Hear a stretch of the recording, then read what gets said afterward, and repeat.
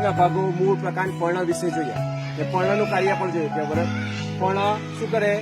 સૂર્યપ્રકાશની હાજરીમાં કાર્બન ડાયોક્સાઇડની મદદથી, પર્ણમાં રહેલા હરિદ્રવ્યની મદદથી પાણીનો ઉપયોગ કરીને પોતાનો ખોરાક જાતે બનાવે. આ ક્રિયાને પ્રકાશ સંશ્લેષણ કહેવાય. પર્ણનું બીજું કાર્ય છે બાષ્પોત્સર્જન. તો બાષ્પોત્સર્જન માટે આપણે પ્રયોગ કરવાનો છે. પર્ણ લેવાનું છે, એના પર આ શું છે? એક કોથળી. એ કોથળીને આ રીતે પહેરાવી દેવાની છે. બરાબર? આ એક જણ પકડો અહીંયા. પછી એના પર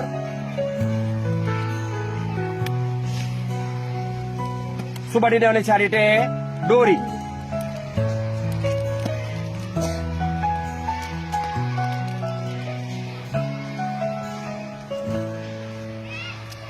બરાબર?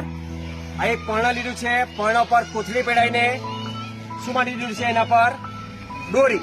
દોરી બાંધીને એટલે આ પર્ણ કોથળીમાં આવી ગયું છે. હવે થોડી વાર પછી 4-5 કલાક પછી આ પર્ણનું આપણે અવલોકન કરીશું કે આ કોથળીની અંદર શું આવી જશે તેના વિશે જોઈશું. કે આપણે વધારાનું પાણી, મૂત્ર અને પરસેવા દ્વારા મુક્ત કરીએ તો વનસ્પતિ વધારાનું પાણી કઈ ક્રિયા દ્વારા મુક્ત કરે? બાષ્પોત્સર્જન.